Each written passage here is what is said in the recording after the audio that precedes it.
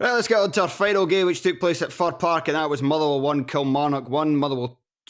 Kilmarnock took the lead through an excellent shot from Lewis Mayo from outside the penalty area, drilled it into the bottom corner. Motherwell equalised for Theo Bair just 7 minutes before the half, and I quickly managed to watch this one before we started the podcast, and Motherwell started the brighter of the two teams in like the opening 5 minutes, and then after that, from that point until about half an hour in, Motherwell were really quite poor, and Killie were definitely the better team. But from that point forward, Killie didn't do anything, and Motherwell were undoubtedly the better side and could feel that they, out of the two, would be the one that should feel like they should take all 3 points. I think the big difference from having watched this was that early on, Motherwell were going long to Theo Bair quite a lot, and you can't do that. Theo Bair We've been through this. St Johnstone showed it doesn't work. Yes.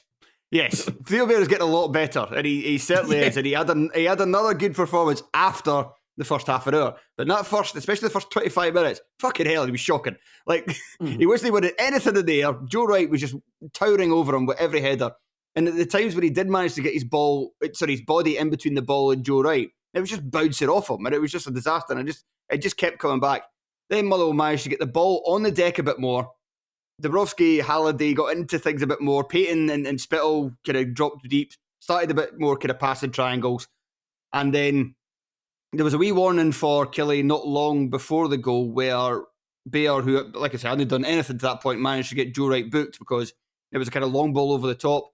Finlay was covering. Wright didn't have to give away a foul. But you could see at that point he was very much aware of the fact that Bair, while not a threat to win anything in the air over him, really, was a threat in behind. And you see that with a goal. Great, times his run perfectly. It's a great ball through, and he does well to keep his cool and finish. And that's actually how you should use Bair, and he showed that recently. It's weird that they go back to the long ball stuff and treat him like a target man when they go up against a team with like all centre-halves as defenders who are all very, very good in the air. It's like the last game I would want to do this with Bair. It's probably if I'm picking one would be against this Kilmarnock team. So that's bonkers from Kettlewell if that was what he actually wanted them to do. Yeah, I don't know. It was the fact they changed it during the first half would mean that he maybe was out shouting at the players like, "Come on, get the ball on the deck. This is not Remember what we spoke about this game."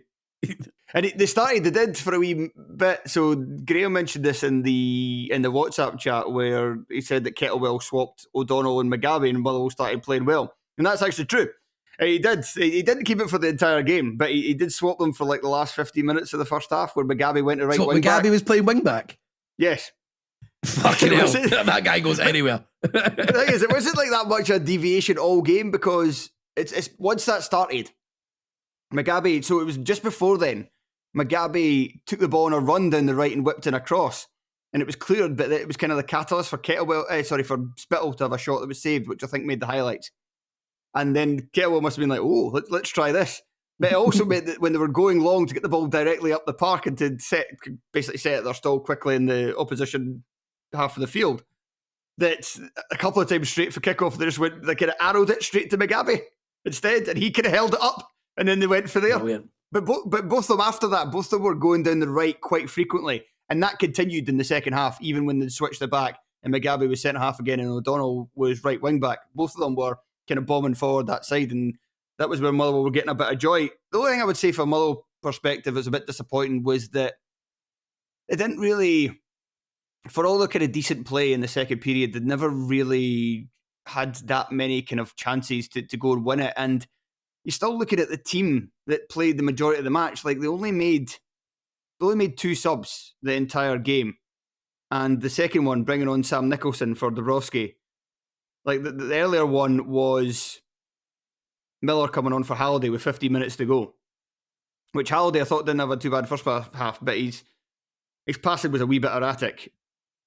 Dabrowski, like at that stage of the game, you'd be on top for like a lot of it. Like get somebody else on who's more of a kind of who's more known for putting the ball in the net or making something happen. Like Harry Payton that far forward, not really a fan of it.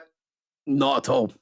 Spittle obviously, yeah, but that just means all you've got Spittle, Bair, and Gent kind of coming down the left-hand side as in proper like attacking players to try and help you get a goal. It just wasn't enough quality, attacking quality on the pitch with Motherwell at the end, and Kettlewell really should have changed it a bit earlier.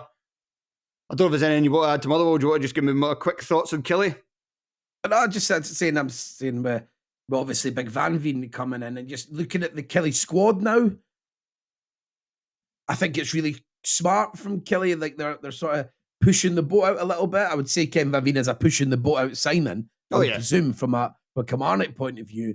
But to do that with a manager like McInnes, he's proven it. He's doing well. He's got his own guy in for the transfers. The other players that he's brought in have worked. So this is exactly how clubs should operate. That now, right, okay, we've got trust. We've got a good system going. Let's actually push it out a little bit. Take a calculated risk. Well, we've got this position, especially for the season where Kilmarnock, I mean, you play well. There's opportunities to hit Europe here easily with them. And now you're looking at the options. So you've got Greg Stewart coming off the bench. Gary Mackay-Steven, I don't know if he's going to be a great player. I have no idea. And Van Veen, and you've got Vassell, Watkins, and Kennedy. Suddenly you're looking at them like loads of options there. If someone's not doing it, they're out the team. I think like the fight for places is a big thing for pushing players, just like contracts are. I know we make jokes about it, but it's fucking true. These things do drive players when they're there. And also as well, like Kyle Vassell, he probably needs a rest for a couple of weeks to maybe come off the bench more, to maybe recharge his batteries a bit. He plays a very, very robust style of football, and that's even on him, that's got to take its toll over the course of the season. Yeah.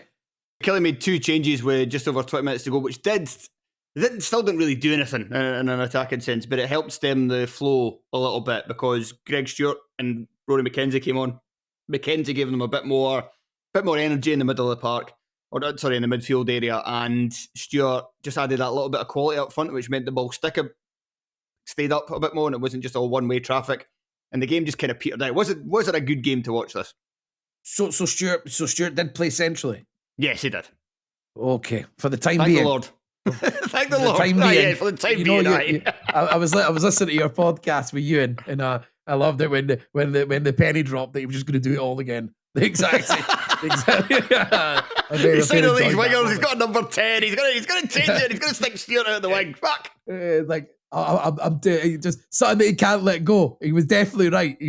I was right. It just didn't work that time. This is the signs of Derek McInnes insanity. Greg Stewart's the one.